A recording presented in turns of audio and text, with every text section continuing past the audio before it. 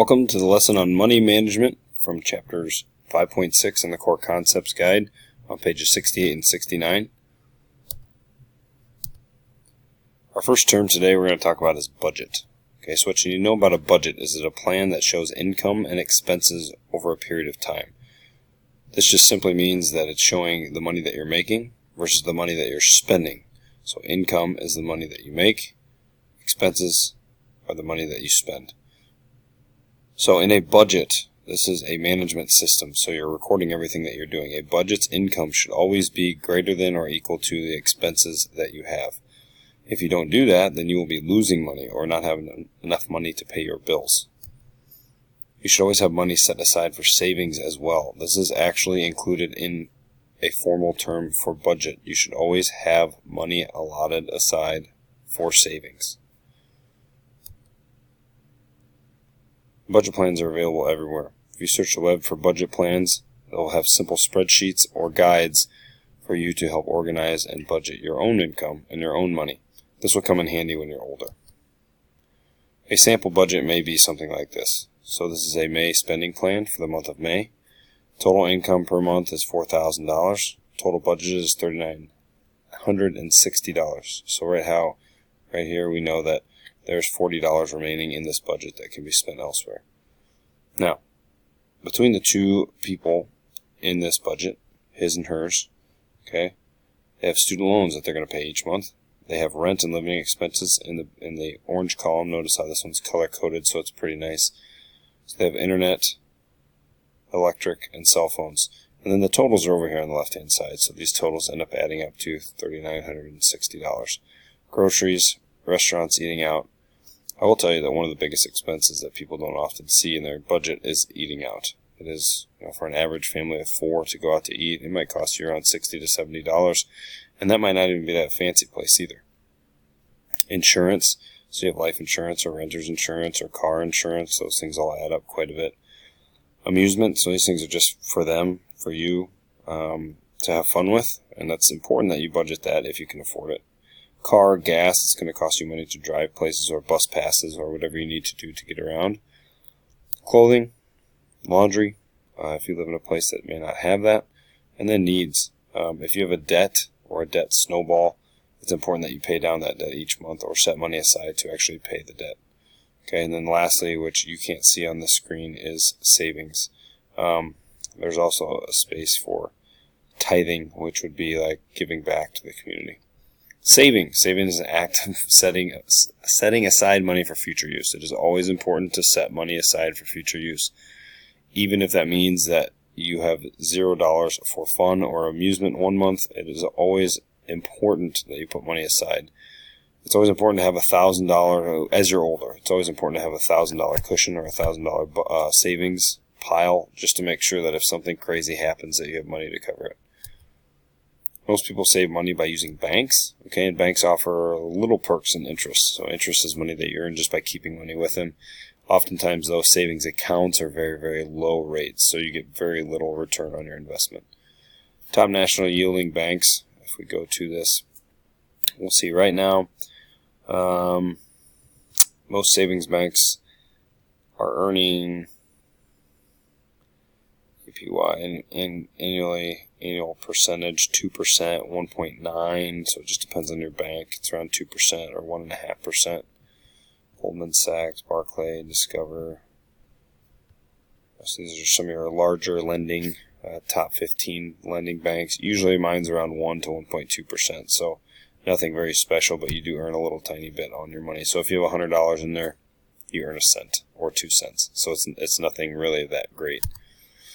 Interest. So what I said, you earn interest on the money that you put in the bank. So it's important that you understand what interest is. Interest is the price paid for borrowing money.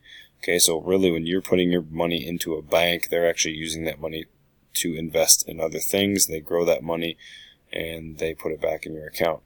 So it's the price paid for borrowing money. Now you also can pay interest if you have something like a credit card, and that just means that you're paying money to borrow money.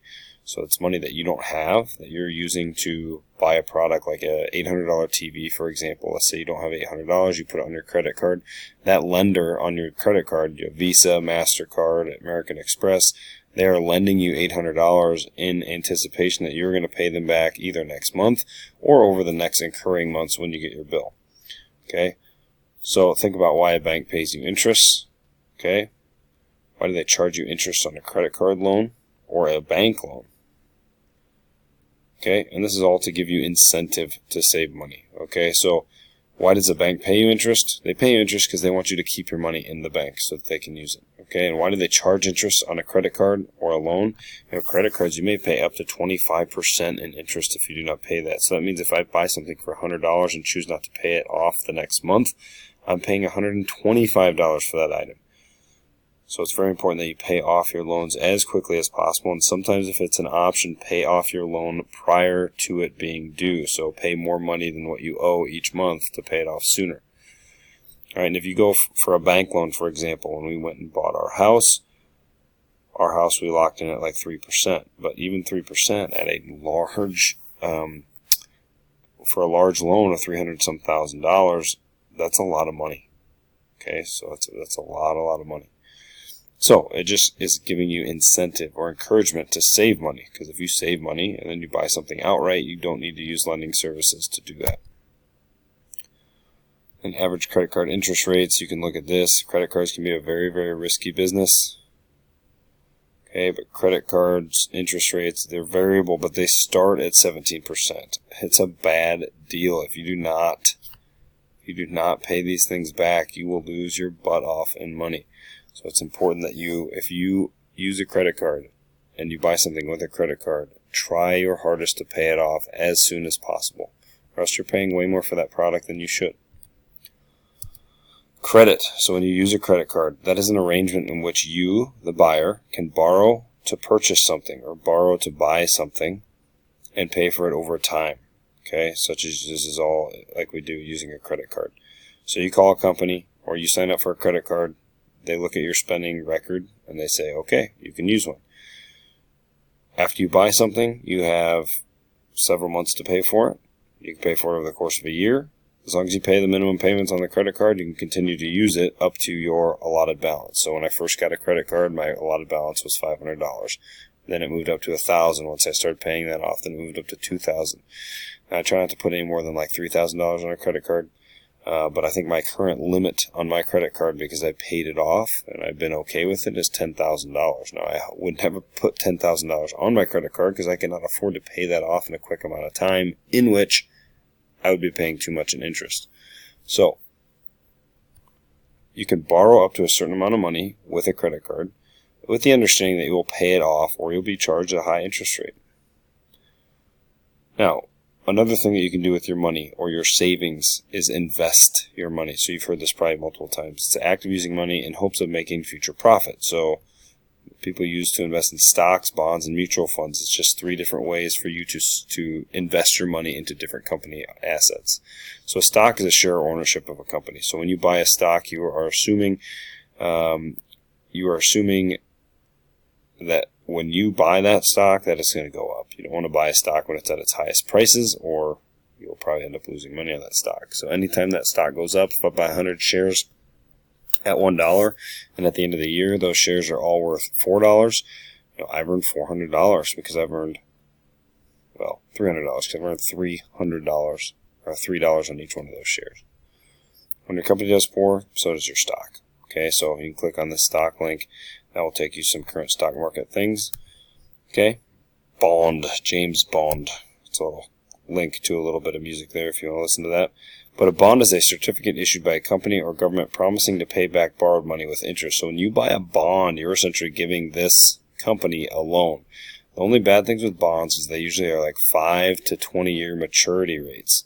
Okay, so like a government bond is like a 15 or 20-year maturity rate. So that bond is not worth the full price of what you paid for it until that time is up. Okay, so bonds are kind of a favorite thing my grandma used to buy for us, knowing that we wouldn't be able to use the money right away, but once they matured and they got older, we would be able to cash those in if we needed some money in a tight spot. So it's a little bit different way to invest your money. You know that money is going to grow over time, and you know it's always going to come to full value, which is kind of nice. All right, so stock, bonds, mutual funds is actually, so we didn't go over mutual fund, but a mutual fund is a combination of stocks and bonds, high risk and low risk, and then some other things that they can stick your money into in order for your money to grow at a safe rate. So generally when you invest in mutual funds, you are paying some sort of investment banker to invest your money in a lot of different areas, and their job solely, there are people out there whose sole job is to make you money. So you pay them money, they make money, and they take a percentage of those earnings. So with your assessment questions between my little spiel I just gave you in the textbook and your Chromebook, please answer the following. How do banks function? There's a nice little diagram in your book that shows you how banks function. Plus I spoke to that a little bit. Using your deposits to make loans, interest, all these good things. Okay. Second assessment question. Why do people invest money in stocks, bonds, and mutual funds? Okay. So there you go. There's a couple links on there for you to get some extra information. All right, so that's all I got for you today on money management, chapter 5.6 in core concepts. I hope this information was helpful and helps you answer and understand our concepts a little bit more. Have a great day.